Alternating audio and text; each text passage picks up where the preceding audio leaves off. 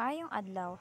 Ako di ay si Pauline May L. Dumanlang, BS-IT student, ug ang akong i-discuss karon ay ang control structures. Control structures. Control structures are the basic rules in programming that decide the order in which tasks are done. They help to ensure that a program runs smoothly by managing how and when different parts of the code execute.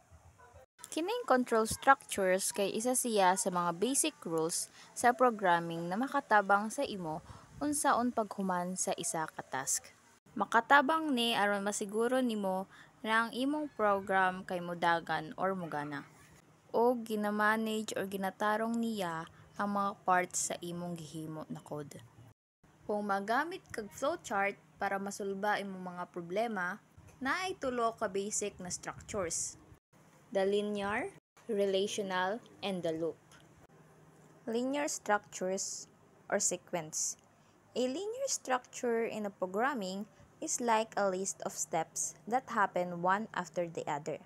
Sometimes, these steps don't need to make choices or go in different directions so they can work on their own.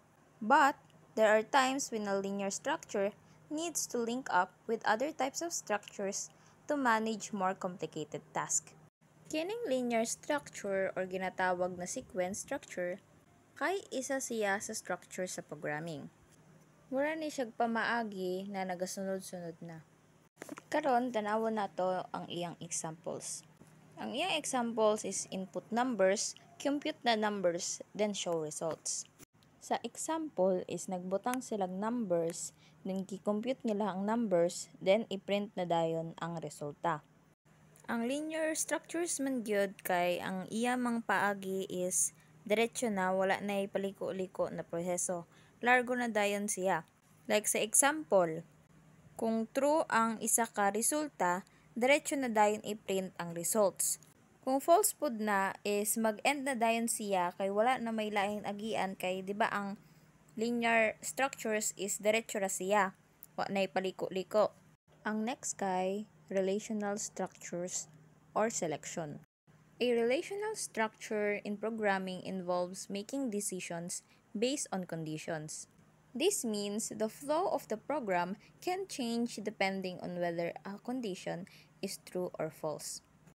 So, ang relational structure sa programming kay naghimo siyag resulta depende sa isa ka kondisyon. Ang pasabot ani is mabago ang isa ka dagan sa isa ka program depende kung ang kondisyon kay true or false.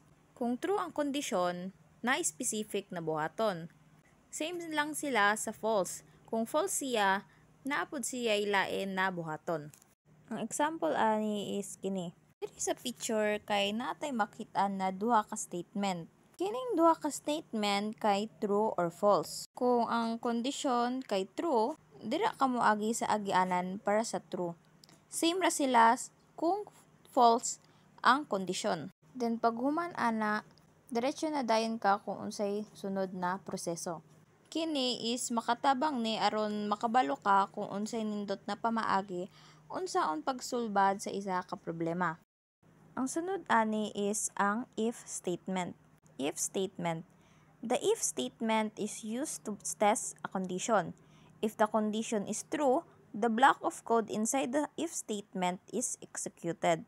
Kining if statement kay isa siya na gamit para makatabang sa flow sa imong program. Kung tinuod ang imong kondisyon, kana ang nasasulod sa imong code. Kung false pod ang kondisyon, skip ra na niya, then mo-proceed na dayon siya sa laing part sa imong code. For example, kini. So, di ba ang variable is age, then ang iyang value kay 18. Kining if statement kay tan-awon niya kung ang value sa age mas dako or equal sa 18. Since ang age man is 18, ang condition man niya kay true, print dayon sa program kay you are an adult na tinuod man sab. Kung kintahay ang age kay less than 18, ang condition ana is false, ang sulod sa if statement kay wala. In short, walay message na ma-print. Kay dili man tinuod. naaray ma-print na message if ang iyang statement ay tinuod. Ang next kay else statement. The else statement is used to execute a block of code if the condition in the if statement is false. Kining else statement kay magamit ni siya sa programming kung ang isa ka kondisyon sa if statement kay false. Kay di ba kung ang kondisyon kay true, ang sud sa if statement kay naa. Magamit nimo ning else statement if ang imong kondisyon kay false para naa siya'y ma-print na message. Kini mang yung else statement kay makatabang ni para mo run imo program bisag ang condition niya is true or false. For example, kini siya. Ang iyang variable kay same ra gihapon na age. Ang nalay ra karon is ang iyang value na nahimong 16. Kay di ba kini if statement is tan-awon niya kung dako or equal ang value sa 18 since ang value kay 16, so mahimo ng false iyang condition. Diri na musod ang else statement. So di ba false siya? Ang message na ma-print niya kay you are a minor. Makatabang ng else statement para bisag false imong condition is mudagon gihapon imong code or program. The next one is the elif statement. The elif statement is used to check multiple conditions. If the first condition is false, it checks the next one and so on. So, kining elif statement is pwede ni siya kung mag-check kag isa-isa sa imong mga conditions. Kung ang una nga nimong condition kay false, i-check dayon niya ang next, then sunod-sunod dayon i-check ang uban. For example, kini. Kung ang if condition kay false, ang program kay mo-move sa elif statement na ga-check kung ang score ba kay greater or equal sa 80. Kung ang condition kay true, i-print niya kay grade B. Kung false sab, kay mo-move siya sa next statement. I-check niya kung greater or equal ba siya sa 70, then so on. So, kining process is mo continue ra siya. Kini ang ginatawag nato na elif statement. Next is loop structure. Many programs need to repeat a set of instructions multiple times until a specific condition is met. This repetitive action is called a loop. Kining loop kay kini ang way para mo utro ang isa ka instructions hangtod sa mo gawas ang gihimo or ginahan nimo na results. For the example of loop, di ba ang iyang range is 5. Isa-isahon niya ang mga numbers hangtod sa moabot og 5 ang numbers like 0, 1, 2, 3 ug 4. Di ba 5 na sila kabuok, so muundang nakadira. Ang next kay while loop. A while loop repeats a block of code as long as the given condition is true. Kining while loop naman kay gialaw niya mura ng isa ka code basta kay ang iyang condition kay true. For example, so kining loop is mag-start sa I na nakaset to 0. Kini siya is magdayon-dayon na siya print ang I, tas mag-address siya 1 hangtod sa ang I is mahimong 5. Once nakanang I is mahimong 5, dira nakamundang. Kay nakaset naman siya na taman ra siya 5. And the last one is do while loop. A do while loop executes the block of code at least once before checking the condition.